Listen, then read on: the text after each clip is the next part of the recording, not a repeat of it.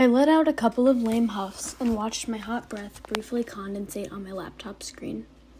As I wiped it down with a tank top that I grabbed from my laundry basket, I noticed today's date at the top of the screen, November 3rd, 2024. That means it's 2 days until the election, and it's been exactly a month since National Boyfriend Day, which occurs on October 3rd. It's sort of like February 14th, but a little more on the nose. My friend called me crying earlier that day because she found out her ex-boyfriend now has a new girlfriend. It made me really sad.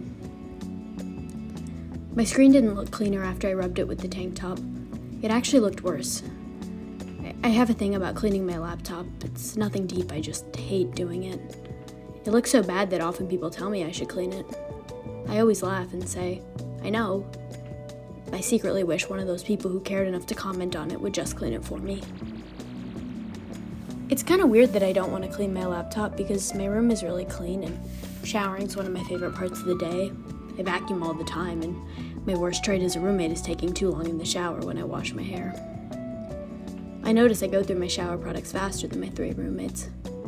I think I clean my room more and do laundry more than they do too. They're not messy people, I just like clean things more than them, I guess. It makes me feel good and put together. Something like that.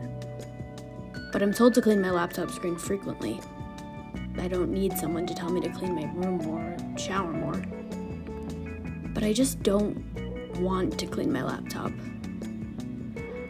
I'm pretty hyper aware of other people's computers, and I now know against my will, but entirely by free will, that they are always cleaner than mine. Always. Which means I really need to stop my little cleaning superiority complex because it's cringe and it makes no sense. A week ago, a girl sitting in front of me told me to clean my screen while I was sitting in a class that I really despise. But I was more embarrassed because she saw me actively not taking notes in the lecture. I was reading an article about how you can get mercury poisoning from eating farmed salmon. I quietly laughed and smiled at her. I know, I said, as I took mental notes about how I was never going to eat farmed salmon again and that she should keep her eyes to herself. I chewed my gum a little faster. One of my best friends taught me that embarrassment is a choice, which is accurate, but truthfully, I was kind of embarrassed. This wasn't someone I knew well. I thought to myself, well, she doesn't even know how ridiculous I am about changing my pillowcases and taking off my nail polish when it's chipped. As though her telling me to clean my laptop screen, which I do believe was a comment that had my best interests at heart, meant I was gross and dirty. But it's not like the remark was impactful to me and made me want to change my ways because I still didn't clean it. Does that mean I'm not a sheep or just stubborn? I could have today, though. When I was at CVS buying purple shampoo for my hair, which I dyed blonde with tinfoil, I saw the canned laptop cleaner people inhale like drugs out of the corner of my eye. But I didn't need to buy it, it wasn't an emergency. I only had $10 on me and my hair looked brassy, which was a problem that needed to be solved immediately. I didn't want to go into the aisle with the phone chargers and extension cords anyway. I felt far more at home in the hair care aisle. I like the feeling of being surrounded by colorful bottles arranged by brand.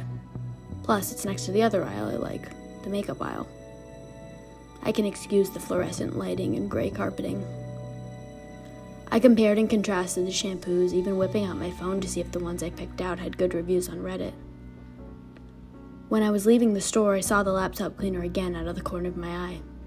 The receipt clutched in my hand, evidence of what I truly cared about.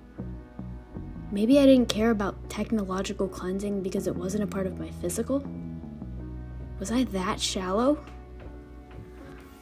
On my walk home, I tried to justify it in my head. I mean, who cares if my screen is dirty, but greasy, brassy hair? Forget about it. I wondered if my hair was greasy and brassy if other people would comment on it the way they did my computer. I bet they wouldn't.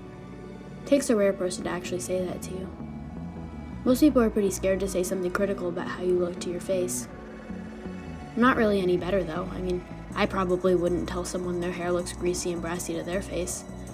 And I also probably wouldn't tell someone that their computer screen was dirty, because clearly I really don't care about that. As I was a minute away from my apartment, I wondered if I ever will. I also wondered if I was a bad person for laughing after seeing a photo on Instagram of a girl who bullied me in middle school who got really fat. But no one knew that, so I guess I'm safe. It's hypocritical to be phobic of greasy hair but unafraid of a dirty laptop screen, right? I mean, it's technically not, but something about it is just really stupid and superficial. My inner monologue about clean hair versus a clean computer made me feel like it was time to come to terms with who I truly was. A massive hypocrite. Feels like what I like doing and don't like doing doesn't always make logical sense even to me. Sometimes I think about the choices I've made, big and small, and I confuse myself. It doesn't quite add up. I feel like I'm constantly surprising myself a little bit, but does that actually make me unapologetically myself? I don't know, maybe that's just what it means to be a human. Maybe it's good I can't always predict my choices. It's not like anyone has ever said that life is predictable. I do predict, though, that one day my frontal lobe will fully develop and I'll start cleaning my computer. I'm caring less about brassy hair, and that a clean computer will make me feel good and put together the way washing my hair does. Something like that.